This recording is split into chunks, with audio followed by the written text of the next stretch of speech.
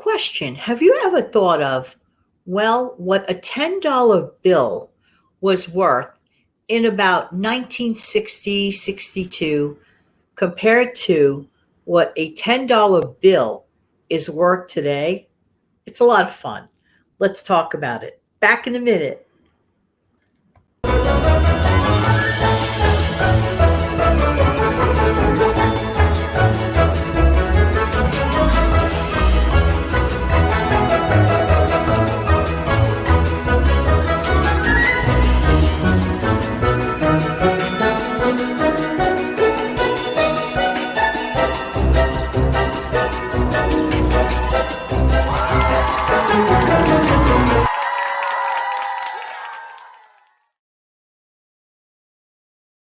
Hi, this is Jan from New York City, and my channel name is Jan from New York City Saves Money.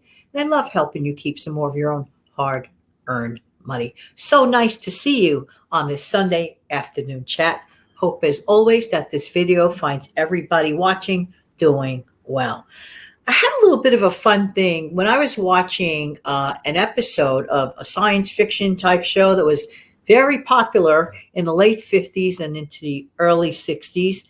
And was very, very interesting. They went for like a half hour on like little fun, interesting science fiction type things. And one of the episodes involved somebody asking someone for $10. Let's just put it that way. And I said to myself, what was $10 really worth back in, let's say, 1960, 1962? Well, as it turned out, I checked on a calculator, and according to what I saw, $10 back then is the equivalent of $100 today. Wow, that is like so amazing.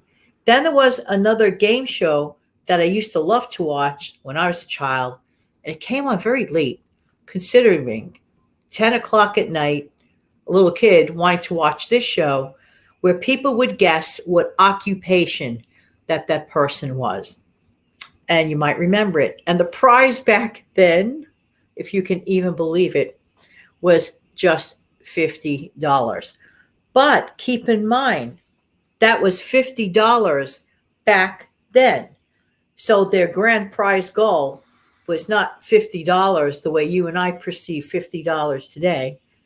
But back then, the equivalent of $50 back during those years was actually $500.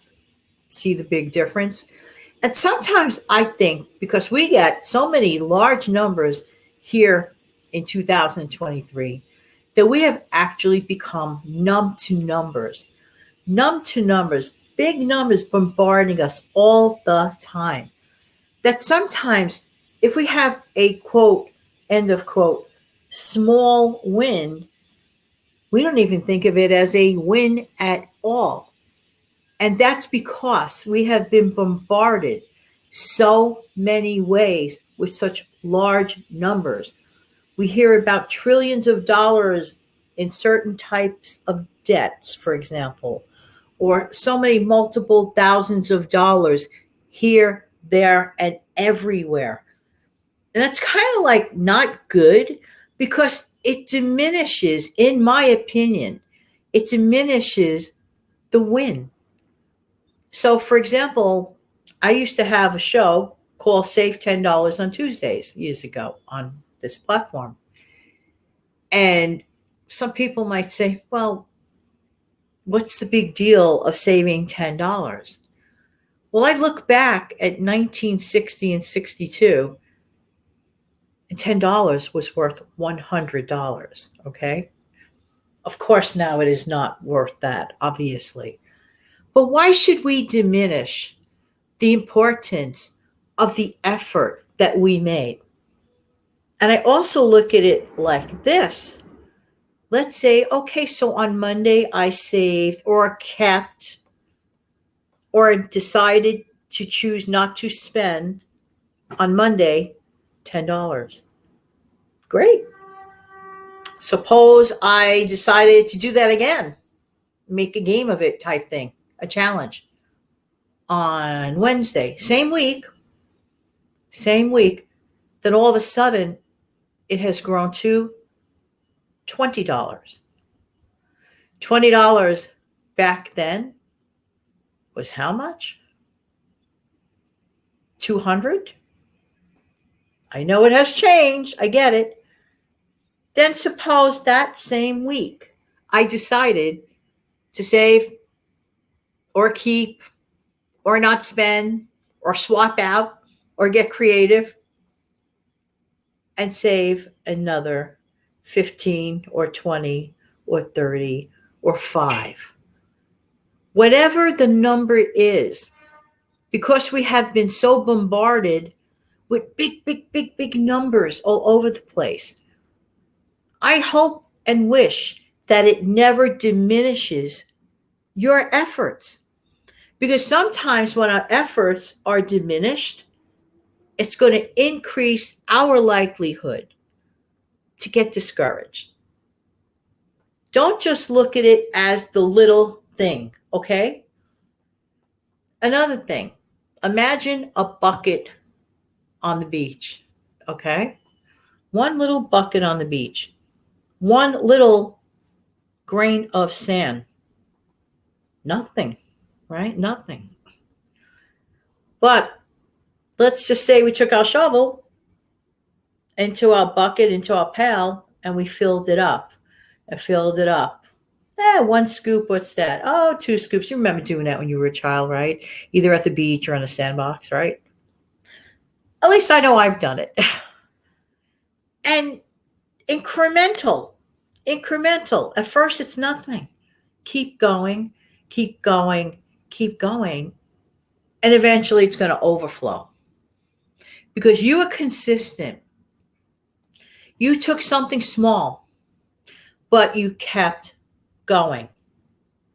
That is one of the reasons, for example, that I encourage, I embrace for those who just, for whatever the reason, no judgment, zero, for whatever the reason, did not consider or implementing the action of consistent savings. I don't care if you do it automated. I don't care if you get a plastic jar. Everyone has to begin from the beginning. But you have to want to. It doesn't have to be big.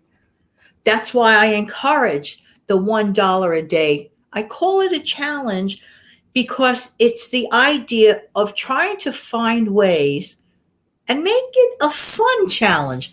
Find ways to either utilize something a little better that we already have, which many of the things that we own, it's just not utilized enough at all. That's one thing. Okay. And figure out ways to just maybe get a discount on something. For example, speaking to the butcher or the meat manager person and find out, will there be a manager special later on in the day? Or is there one that you can help me out? Or can you give me a discount? Surprisingly, some people have done that successfully. And I know for a fact that Debbie from the How Debbie Saves channel, by the way, has done that successfully. She has spoken to meat manager type people and got discounts on meat. Who couldn't use a small win like that? So let's say you have a small win at the grocery store, a small win because of some creative thing you did.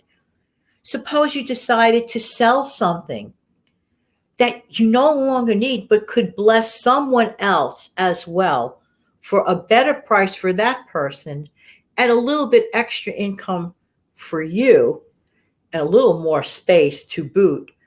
There are ways, and there are ways. We just have to want to embrace them.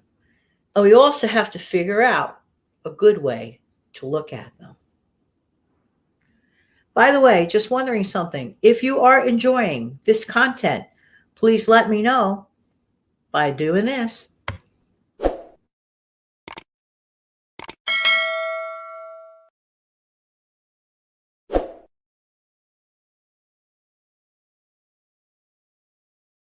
And also, if you're here for the very first time, I have an audio show on every single morning, Monday through Friday, 5 a.m. Eastern comes the upload. There you go. But I really encourage all of us to do what this lady does.